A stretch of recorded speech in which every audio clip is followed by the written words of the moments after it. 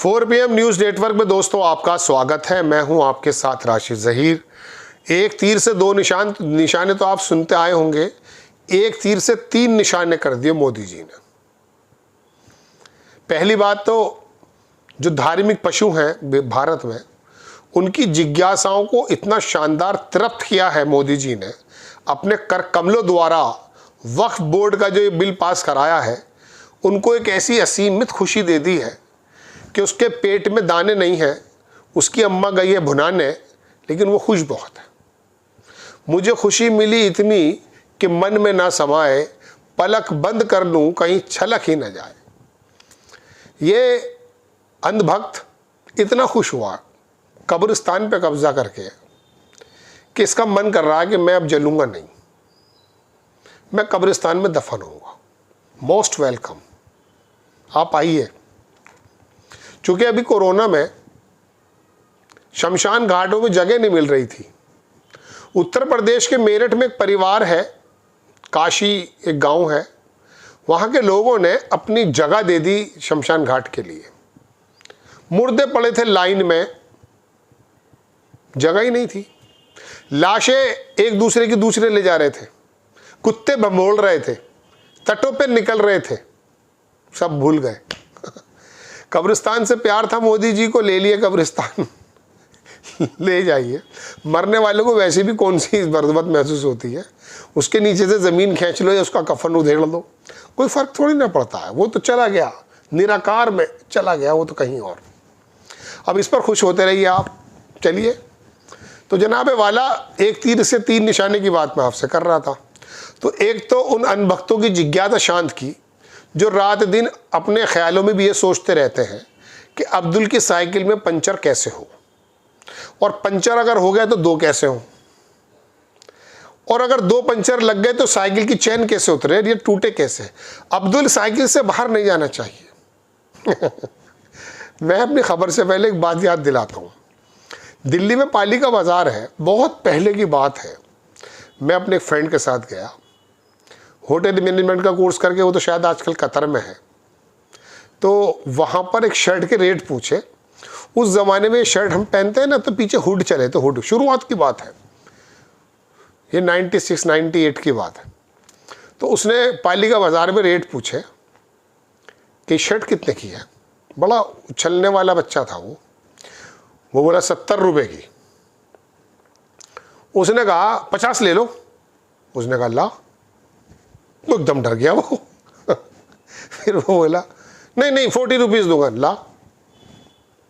अब ये बात कहते कहते दुकानदार, चूंकि वो गेट के बिल्कुल बाहर खड़े रहते हैं पालिका पैलेस में, बाजार में, तो आप देखेंगे तो वो बच्चा थे हम तो लोग उस समय, तो वो थोड़ा दुकानदार हमारी तरफ आया, और वो हमारा जो दोस्त था वो थोड़ा पीछे पीछे हुआ। बोला नहीं 30 रुपीज़ से ज़्यादा दूंगा, ला। और वो 30 में भी समझने लगा कि मैं लूट रहा हूँ।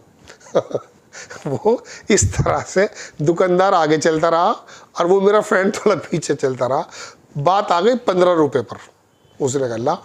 तो आखिरकार उसने भागना शुरू कर दिया, जो मेरा फ्रेंड था। तो उसने, दुकानदार ने कहा पकड़। तेज़ी से भाग गया। तो बात ये है जनाबे वाला। तो मैं आपको ये बात बताना चाह रहा था, हालांकि पता नहीं मेरे जहन में क्यों आ गई ये बात। तो वो जो है ना कि अब वक्फ बोर्ड ले लिया है, ले लो भाई, कोई दिक्कत नहीं। अब क्या, अब बताओ क्या, कब्रिस्तान, मदरसे, मस्जिद, अब क्या। कपड़े तो वैसे भी नहीं है शरीर पे, लाइन में लगे हुए हैं। लाइन से मत निकालना, 5 किलो चावल ज़रूरी है, ये निकल जाएगा तो फिर प्रॉब्लम हो जाएगी। तो चलिए खैर, ऐसा करेंगे भी नहीं मोदी जी, उम्मीद है हमें। तो मैं आपसे बता ये रहा था, मेरी बातें बिला वजह चले जाती हैं, खबर सुनाने आता हूँ, लेकिन पुराने तजुर्बात इतने हो चुके हैं कि वो बताना मजबूरी हो जाती है। हमारे एडिटर भी बास टाइम हंसते होंगे कि ये रिपोर्टर रखा है या कोई पता नहीं फिलोसफर है। तो मोदी जी ने एक तीर से 3 निशाने, एक निशाना तो ये को जिज्ञासा शांत कर दी उस अंधभक्त की कि इससे साइकिल के पंचर में लगा दिया, लगा रहा है पंचर में, पंचर लगा रहेगा तो चैन उतार देंगे तेरी। एक तो ये जिज्ञासा शांत हो गई देश के बहुसंख्यक वर्ग की। उनसे पूछोगे कि ये वक्फ बिल क्या है, पता ही नहीं उन्हें। अरे मस्जिद मदरसों में कब्जे वब्जे हो गए, ले लिया हमने, बहुत सही करा, कॉन्ग्रेचुलेशन। 2 और निशाने किए, एक नीतीश और एक चंद्रबाबू नायडू। बड़े फन्ने खां बन रहे थे। वो अभी आंध्र प्रदेश में वाईएसआर को हरा के बड़ी शानदार जीत दर्ज करके आए थे, और वहाँ का जो मुसलमान था वो वोट भी उसे ही दे रहा था, जबकि वो भारतीय जनता पार्टी से पहले पैक्ट हो चुका था। लेकिन कहीं नहीं, चंद्रबाबू नायडू हमेशा अपनी अलग राय चलते हैं, ये बड़े शानदार आदमी है। हाँ, आदमी तो शानदार है, अपने ससुर की किस प्रकार से सत्ता ले ली थी ये तो पूरी दुनिया जानती है। तो एक तो उनकी राजनीति ख़त्म हो गई है, वो जो 7.5% मुस्लिम है उसमें 4-5% मिला था वो चला गया अभी फ़िलहाल। हालांकि समय काफ़ी है, भूल सकता है, लेकिन ताज़ा ज़ख्म जो मिला वो नीतीश कुमार को मिला। नीतीश कुमार की राजनीति भी लगभग समझ लीजिए बिहार के अंदर मोदी जी ने इस कदम से लगभग ख़त्म कर दिया, और वो नहीं तो वो जो लल्लन साहब है वो ख़त्म कर दिए। वो इस तरह से बोल रहे थे जैसे मोदी जी को तो नीतीश कुमार से बेहतरीन आदमी बता रहे थे वो। तो नीतीश कुमार एक निशाना, दूसरा निशाना चंद्रबाबू नायडू अभी टोपी लगा के आए थे इफ्तार में, बिल्कुल कमरुद्दीन लग रहे थे मुसलमान, बेहतरीन। तो अब वो, और तीसरा तो उन्होंने जिज्ञासा शांत कर दी। तो ये होते हैं खिलाड़ी, एक तीर से 2 निशाने नहीं 3 निशाने कर दिए। क्या शानदार बैटिंग की। ये आखिरी गेंद पे छक्का चाहिए तो हमारे मोदी जी 8 मार देंगे, 8। अब आप कहोगे इस पर भी बात याद आ रही है, लेकिन चलिए मैं ख़बर पे रह लेता हूँ।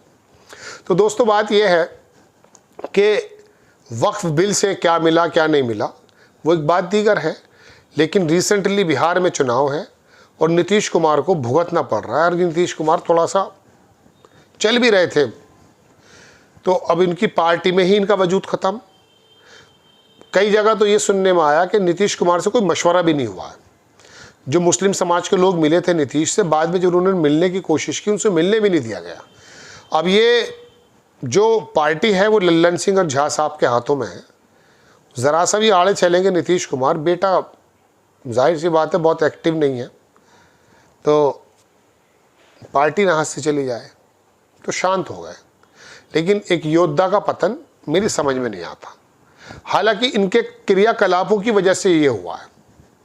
इंडिया गठबंधन का ये शिल्पकार, मैं केजरीवाल की बात बताऊं आपको और नीतीश कुमार की, बहुत सारे नेता मेरी नज़र में ऐसे हुए हैं।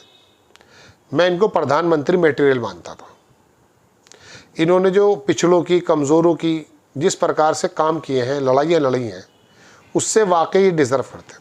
ममता बनर्जी को भी कुछ वक्त लगा, लेकिन जब उनका एग्रेसिव नेचर देखा तो मुझे लगा प्रधानमंत्री पद के लिए उपयुक्त पर्सन नहीं है। ये अपनी अपनी पर्सनल बात है।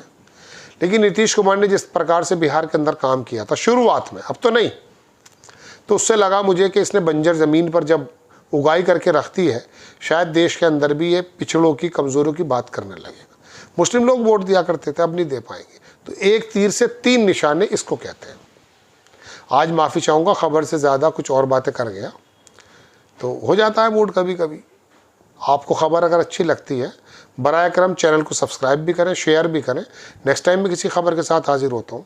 जय हिंद।